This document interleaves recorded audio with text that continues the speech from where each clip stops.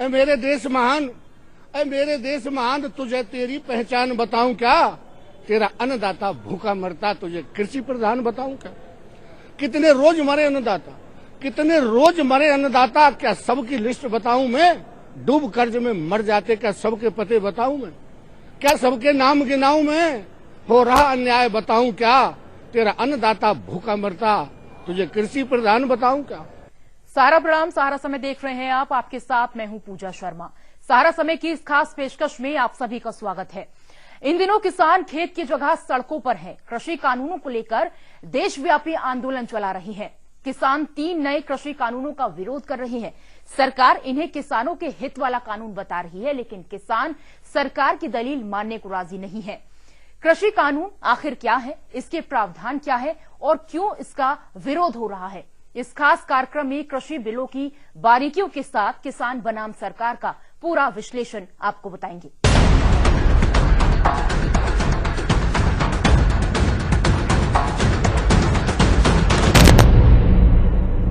पंजाब, हरियाणा और पश्चिमी उत्तर प्रदेश समेत देश के कई दूसरे हिस्सों से आए किसान दिल्ली और उसके आसपास के सीमावर्ती इलाकों में कृषि से जुड़े 3 कानूनों को लेकर विरोध कर रहे हैं, डेरा जमाकर प्रदर्शन कर रहे हैं। तो लंबे अरसे बाद कुंभकर्ण नींद में सो रहे विपक्ष को भी किसानों का आंदोलन खूब रास आ रहा है।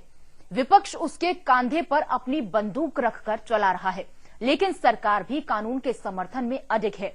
तो आइए पहले समझते हैं कि इन 3 कानूनों में आखिर क्या है। किसान और मजदूर की आत्मा कराह रही है। देश की मिट्टी, खेत, खलिहान न्याय मांग रहे हैं। अन्नदाता अपना अधिकार मांग रहा है और मोदी सरकार उन्हें घाव देने में जुटी है। कभी राष्ट्रीय राजमार्ग खुदवाकर, कभी कंटीले तार लगवाकर, कभी मिट्टी के बांध बनवाकर, कभी सड़कों पर खाइयां खुदवाकर, कभी ठंड के मौसम में धरती के बेटों पर वाटर कैनन चलवाकर और किसानों के बेटों यानी पुलिस और फौज के जवानों को किसानों के सामने खड़ा कर संगीन के सायों में डराने की कोशिश करवाकर। किसान कॉम्प्रोमाइज नहीं करेंगे। क्यों नहीं करेंगे? क्योंकि उनको समझ आ रही है बात कि अगर वो आज कॉम्प्रोमाइज कर गए तो उनका हिंदुस्तान में कोई भविष्य नहीं रहेगा। उनको बहुत क्लियरली ये बात समझ आ गई है कि अगर वो आज नहीं खड़े हुए, और मैं किसानों से कह रहा हूं, अगर आप आज नहीं खड़े हुए तो फिर आप कभी नहीं खड़े हो पाओगे, और हम सब आपके साथ हैं। जो सरकार मेरे गांव मेरे देश के लिए समर्पित हो, जो मोदी सरकार किसानों की आय को दुगनी करने के संकल्प के साथ काम कर रही हो, जो मोदी सरकार किसान सम्मान निधि दे रही हो, जो मोदी सरकार जो बुजुर्ग किसान हैं उनको पेंशन देने की बात कर रही हो और दे रही हो, जो मोदी सरकार जो है वो किसानों के बजट को 12,000 करोड़ से जो है 34,000 करोड़ से ज्यादा करोड़ कर रही हो, जो मोदी सरकार जो है वो हर किसान के खेत में पानी पहुंचे, बिजली पहुंचे, इसकी व्यवस्था की हो, वो मोदी सरकार, उस मोदी सरकार की नीति और नियत पे आप कैसे शक कर सकते हैं?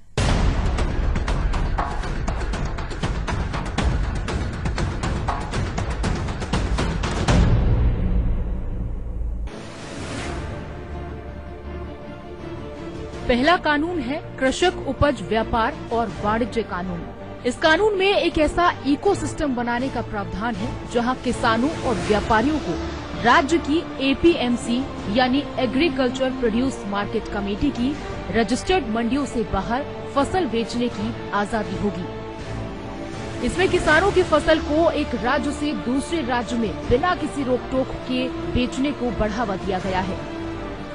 बिल में मार्केटिंग और ट्रांसपोर्टेशन पर खर्च कम करने की बात कही गई है ताकि किसानों को अच्छा दाम मिल सके। इसमें इलेक्ट्रॉनिक व्यापार के लिए एक सुविधाजनक ढांचा मुहैया कराने की भी बात कही गई है। विपक्ष का तर्क, राज्य को राजस्व का नुकसान होगा क्योंकि अगर किसान एपीएमसी मंडियों के बाहर फसल बेचेंगे तो वे मंडी फीस नहीं वसूल पाएंगे। कृषि व्यापार अगर मंडियों के बाहर चला गया तो कमीशन एजेंटों का क्या होगा?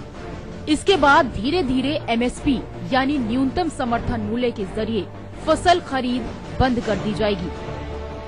मंडियों में व्यापार बंद होने के बाद मंडी ढांचे की तरह बनी ई नेम जैसी इलेक्ट्रॉनिक व्यापार प्रणाली का आखिर क्या होगा? दूसरा कानून है कृषक कीमत आश्वासन और कृषि सेवा पर करार। इस कानून में कृषि करारों को उल्लेखित किया गया है। इसमें कॉन्ट्रैक्ट फार्मिंग के लिए एक राष्ट्रीय फ्रेमवर्क बनाने का प्रावधान किया गया है। इस कानून के तहत किसान कृषि व्यापार करने वाले फर्मों, प्रोसेसर्स, थोक व्यापारी, निर्यातकों या बड़े खुदरा विक्रेताओं के साथ कॉन्ट्रैक्ट करके पहले से तय एक दाम पर भविष्य में अपनी फसल बेच सकते हैं। 5 हेक्टेयर से कम जमीन वाले छोटे किसान कॉन्ट्रैक्ट से लाभ कमा पाएंगे। बाजार की अनिश्चितता के खतरे को किसान की जगह कॉन्ट्रैक्ट फार्मिंग करवाने वाले प्रायोजकों पर डाला गया है। अनुबंधित किसानों को गुणवत्ता वाले बीज की आपूर्ति सुनिश्चित करना, तकनीकी सहायता और फसल स्वास्थ्य की निगरानी, ऋण की सुविधा और फसल बीमा की सुविधा उपलब्ध कराई जाएगी। इसके तहत किसान मध्यस्थ को दरकिनार कर पूरे दाम के लिए सीधे बाजार में जा सकता है। किसी विवाद की सूरत में एक तय समय में एक तंत्र को स्थापित करने की भी बात कही गई है। विपक्ष का तर्क, कॉन्ट्रैक्ट फार्मिंग के दौरान किसान प्रायोजक से खरीद फरोख्त पर चर्चा करने के मामले में कमजोर होगा। छोटे किसानों की भीड़ होने से शायद प्रायोजक उनसे सौदा करना पसंद न करें। किसी विवाद की स्थिति में एक बड़ी निजी कंपनी, निर्यातक, थोक व्यापारी या प्रोसेसर जो प्रायोजक होगा उसे बढ़त होगी।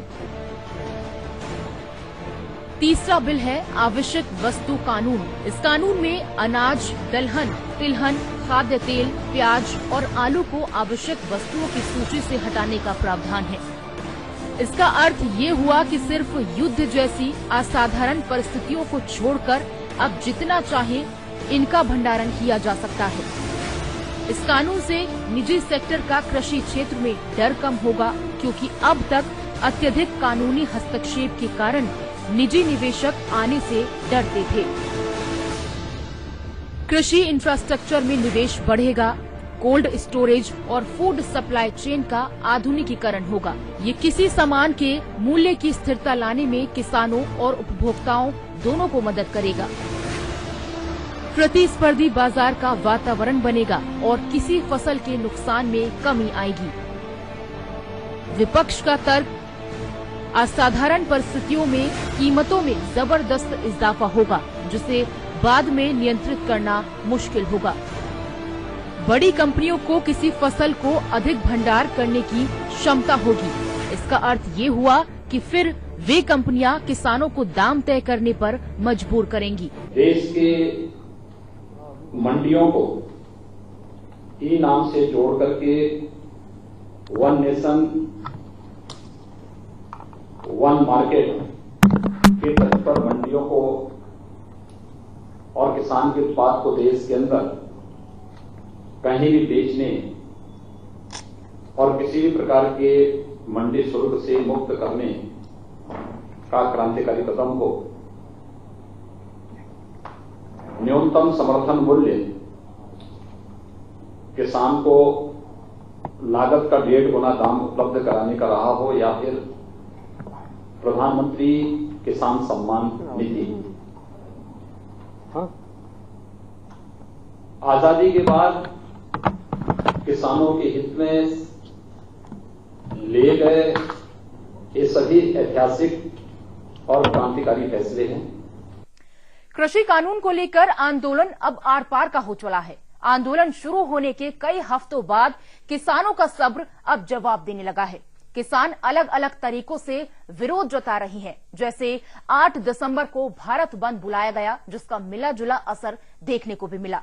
दरअसल इन बिलों को केंद्रीय मंत्री नरेंद्र सिंह तोमर ने 14 सितंबर 2020 को लोकसभा में प्रस्तुत किया था, जिसे 5 जून 2020 को अध्यादेश के रूप में रखा गया था और लोकसभा में 17 सितंबर 2020 को पारित किया गया। तब पूरे विपक्ष की ओर से तो आवाज उठाई ही गई थी, साथ ही एनडीए के 23 साल पुराने गठबंधन साथी शिरोमणि अकाली दल ने भी विरोध किया था। जब इन कानूनों से जुड़े विधेयक आए थे तब हरसिमरत कौर बादल ने मोदी कैबिनेट से इस्तीफा देकर अपनी पार्टी शिरोमणि अकाली दल के कड़े रुख का संकेत दिया था। यानी कि अब दिन बीतने के साथ जैसे जैसे आंदोलन तेज हो रहा है वैसे ही कई सवालों की फहरिस्त भी लंबी हो रही है। आखिर क्या है वो मुख्य सवाल, आइए इस रिपोर्ट के जरिए नजर डालते हैं। किसान के मान सम्मान का सवाल है। अब मांग का सवाल कम रहेगा, किसान के मान सम्मान का सवाल है। सरकार बिल वापसी नहीं लेने की, मतलब तानाशाही होगी। अगर सरकार भी हट धर्मी तो है भाई, किसान की भी हट है, सरकार की भी। अब देखेंगे किसकी हार जीत जो कुछ होगा।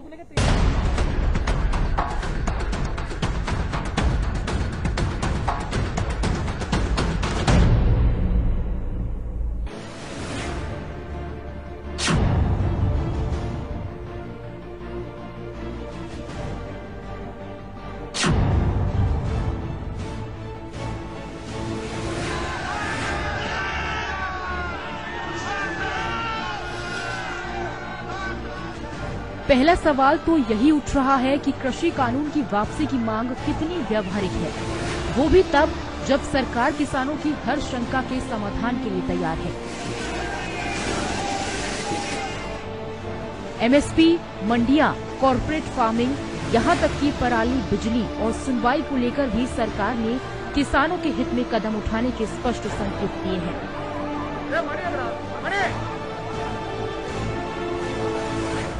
किसान सबसे ज्यादा जोर जिस एमएसपी पर दे रहे थे उसका फायदा तो केवल देश के 6% किसानों को मिल रहा है। इसके बावजूद सरकार इसे कानून के दायरे में लाने के लिए सैद्धांतिक रूप से सहमत दिख रही है।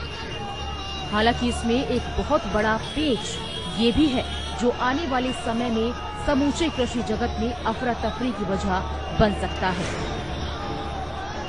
इसके आर्थिक पक्ष पर तो खूब बहस हो रही है, लेकिन ये बात गंभीर चर्चा में आई है कि जब कानून बन जाएगा तब एमएसपी से नीचे फसलों की खरीद अपराध होगा।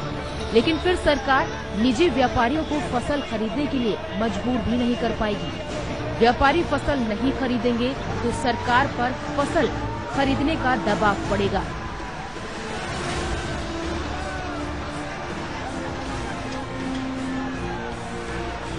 और ऐसे में सरकार की कमाई का बड़ा हिस्सा फसल खरीदने पर खर्च होगा, जिसका असर विकास की दूसरी योजनाओं पर पड़ेगा।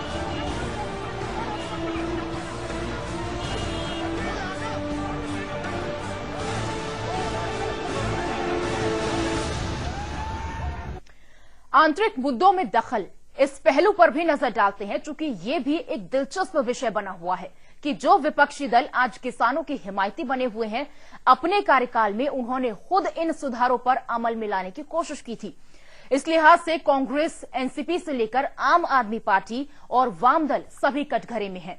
देश के सियासी दलों का विरोध तो फिर भी घरेलू राजनीति की मजबूरी समझा जा सकता है, लेकिन इस विषय में ब्रिटेन और कनाडा के प्रधानमंत्रियों की टिप्पणियां आपत्तिजनक हैं।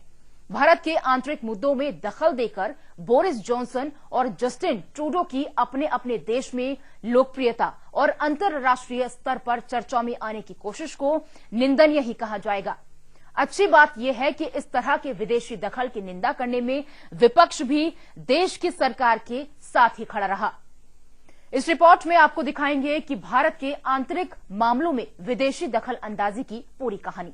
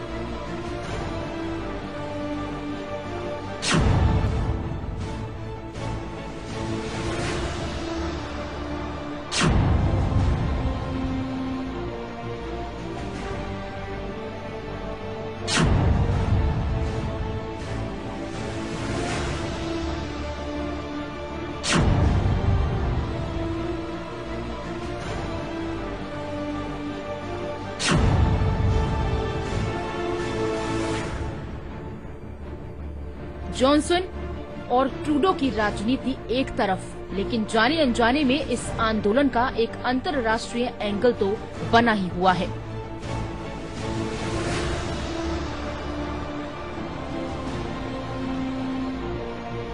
हमारे देश में सरकार जिन फसलों पर एमएसपी देती है उसे अंतर्राष्ट्रीय बाजार में सब्सिडी की नजर से देखा जाता है। अंतर्राष्ट्रीय नियमों के हिसाब से कोई भी देश अपनी कृषि क्षेत्र को जीडीपी के 10% से ज्यादा सब्सिडी नहीं दे सकता। किसानों को आर्थिक सहूलियत देने के फेर में कुछ जानकारों के अनुसार हम इस नियम की अवहेलना करते हैं, जिससे अंतर्राष्ट्रीय बाजार में हमारे गेहूं चावल महंगे साबित होते हैं और डब्ल्यूटीओ में अपनी उपज का बेहतर मोल भाव नहीं कर पाते। इससे हमारा निर्यात प्रभावित होता है और काफी फसल हमारे गोदामों में ही पड़े पड़े खराब हो जाती है। कृषि लागत एवं मूल्य आयोग की रिपोर्ट ये बताती है कि एफसीआई के गोदामों में हमारी जरूरत से 33 मिलियन टन से भी ज्यादा गेहूं चावल बचा रह जाता है। प्रतिस्पर्धी दामों में अगर ये उपज खुले बाजारों में आती है तो जाहिर है कि इसका फायदा किसानों को ही मिलेगा। गेहूं चावल की इस बम्पर उपज का ज्यादातर हिस्सा पंजाब हरियाणा के खेत खलिहानों से ही आता है, तो क्या ऐसे में वहां की राज्य सरकारों की जिम्मेदारी नहीं बनती कि वो अपने राज्य के किसानों को बाजार की मांग के अनुरूप दूसरी फसलें भी उपजाने के लिए प्रोत्साहित करें?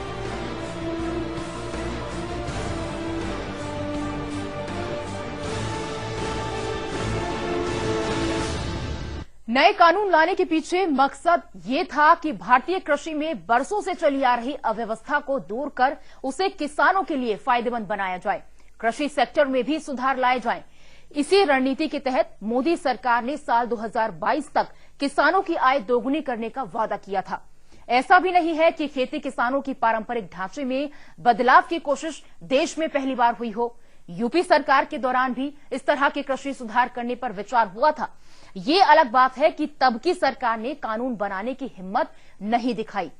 उससे भी पहले साल 2003 में एनडीए के शासनकाल में कृषि सुधार विधेयक का एक मॉडल मसौदा राज्य को भेजा गया था। बहरहाल कई दौर की वार्ता सरकार और किसानों के बीच हो चुकी है, लेकिन अभी तक कोई सार्थक नतीजा नहीं निकल सका है। लेकिन केंद्र की ओर से किसानों को बिल के लाभ बताने जारी है और अब इस रिपोर्ट के जरिए आपको बताएंगे कि कैसे सरकार अपने प्रचार तंत्र के जरिए कृषि कानून पर सच और झूठ बता रही है।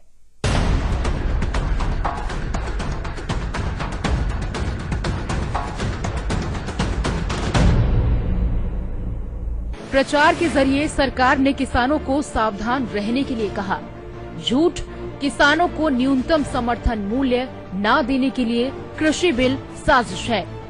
सच, कृषि बिल का न्यूनतम समर्थन मूल्य से कोई लेना देना ही नहीं है।